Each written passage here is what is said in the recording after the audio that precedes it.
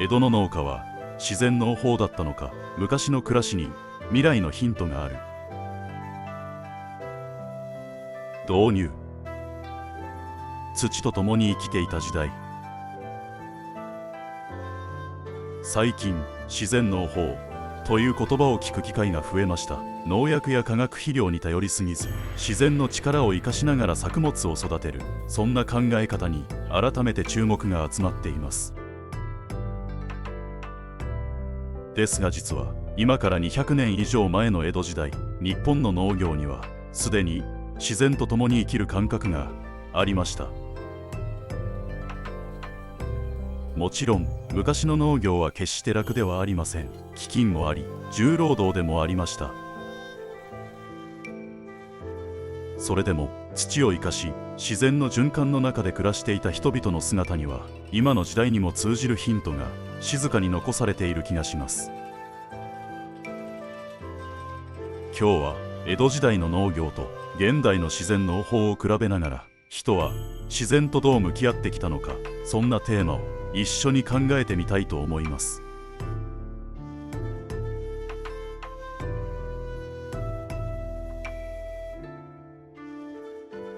第一章、江戸時代の農業は循環だった。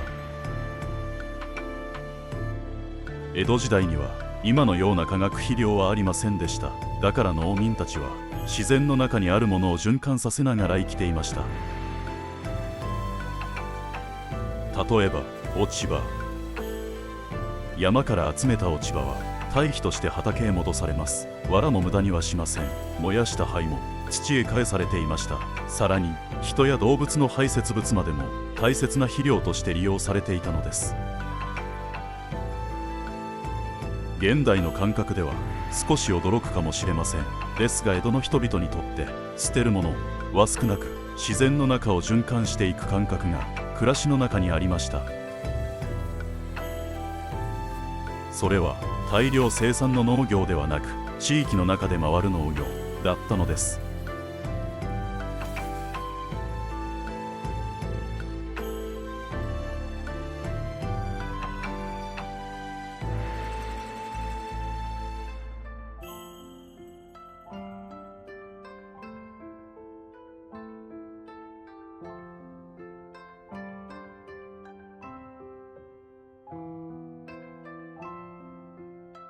第2章、昔の農民は土を育てていた。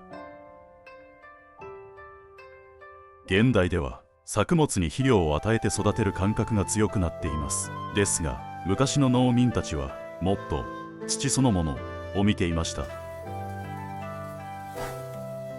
土が痩せれば作物は育たない。だから落ち葉を積み、時間をかけ土の力を育てていたのです。そこには土は生きているという感覚がありました。今の自然農法でも微生物や土壌環境を大切にする考え方があります。もちろん昔の農民が現代の科学知識を持っていたわけではありません。ですが経験の中で自然を弱らせれば自分たちも苦しくなるということを体で知っていたのかもしれません。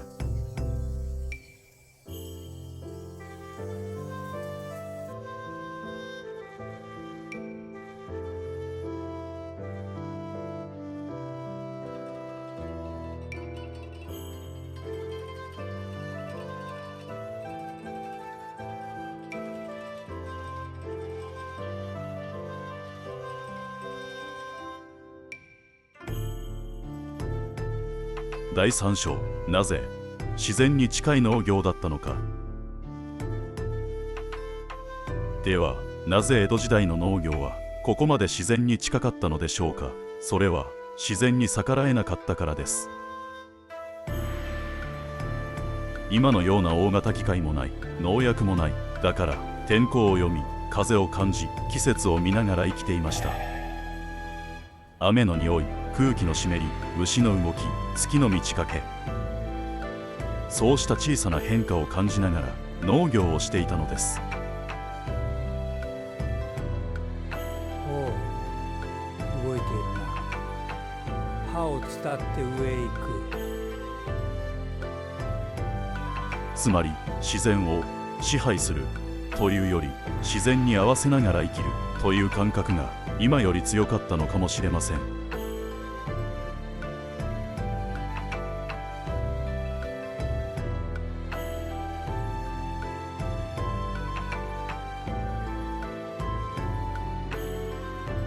第4章。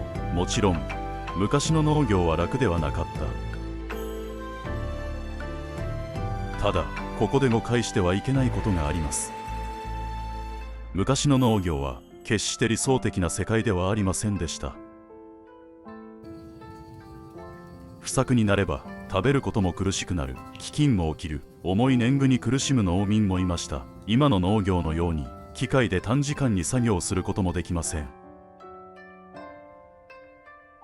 つまり江戸時代の農業は厳しい労働でもあったのです。ですがその一方で自然との距離は今よりずっと近かった。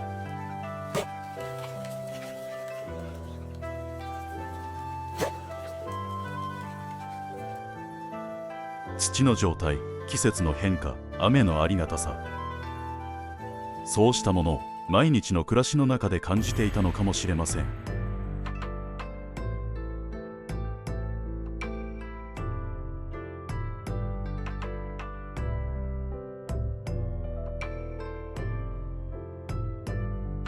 第5章。私たちは自然との会話を失ったのかもしれない。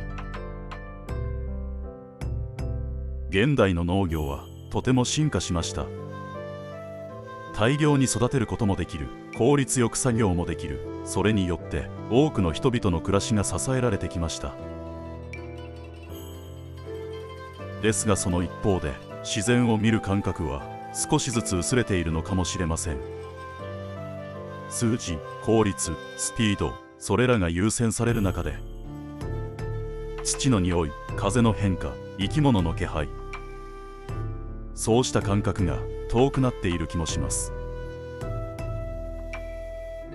昔の農民たちは自然を完全には支配できないことを知っていました。だからこそ自然を観察し、付き合いながら生きていたのです。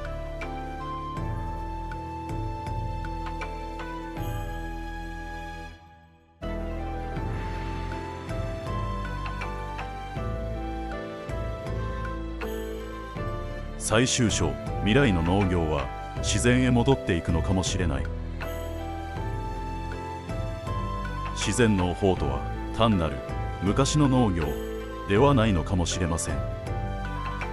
それは自然を支配するのではなく、自然と共に生きる、そんな感覚なのかもしれません。もちろん私たちは江戸時代へ戻ることはできません。便利さを捨てる必要もありません。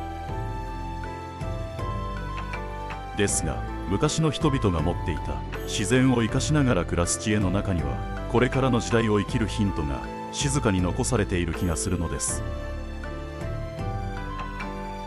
最後までご覧いただきありがとうございました。今回の動画が面白かった方はぜひチャンネル登録や高評価をしていただけると励みになります。それではまた次の動画でお会いしましょう。